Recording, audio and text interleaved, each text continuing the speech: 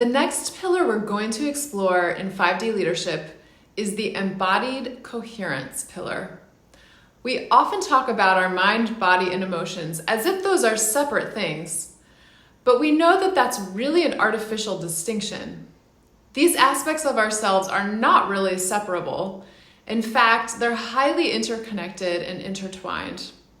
For many of us, especially as women, we're trained to disconnect from our bodies, to judge our bodies, to view our bodies as bad, and to try to control our bodies in very restrictive ways. The way that we view our body and the things that we do to our bodies actually can move us out of being in sync with the beautiful wisdom of our bodies and the strength we can gain by coming into an embodied state in a more meaningful way.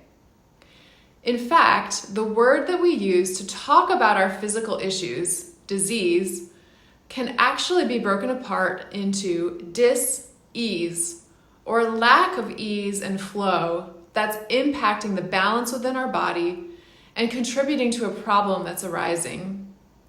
The opposite of disease is actually coherence. In our everyday speech, we use the word coherence to mean something like clarity or something that's holding together in a way that makes sense. More scientifically, however, coherence is a term that literally means that there are frequencies or waves that are acting in sync with each other. Remember in our first pillar, infinite energy, we talked about the fact that we are beings of energy.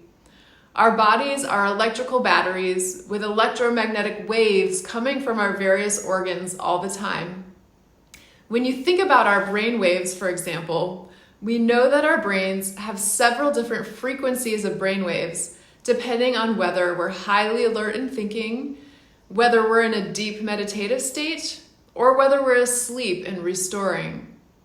Our emotions, in fact, are also frequencies because they're electrochemical reactions in our brains that have very specific signatures, and they impact our bodies in the way that our emotions can signal hormone production throughout our bodies in the fight, flight, freeze response, for instance.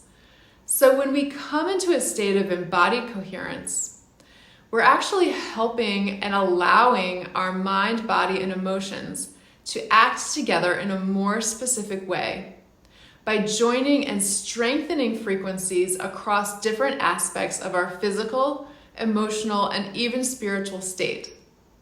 As an example, research has shown that our hearts have a very large electromagnetic field. When you have an EKG, the electrical field of the heart is what the EKG is measuring.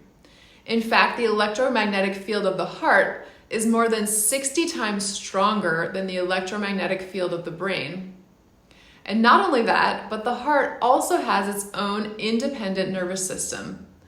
The nervous system of the heart sends more signals to the brain than it receives from the brain.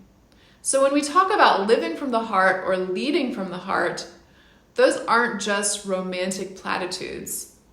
The heart's electromagnetic signature or frequency can become aligned with our brain's electromagnetic signature or frequency when we come into a state called heart coherence, which we'll explore more later. When you come into this state, we're strengthening the entire frequency of our being. In fact, we're actually tuning our body, mind, and emotions together, almost like we're tuning an instrument. Like the keys of the piano are the right frequency so that they play together to form a perfect harmony. When we bring ourselves into a state of embodied coherence, we release our amazing superpowers for creativity, for earth-shattering new discoveries, for new solutions to complex problems, and even for physical and emotional healing. When we bring ourselves out of the repeated loops of stress that keep us in an incoherent state, we then allow ourselves deeper connection to our higher self and also deeper connection to others. We become better leaders when we ourselves are coherent.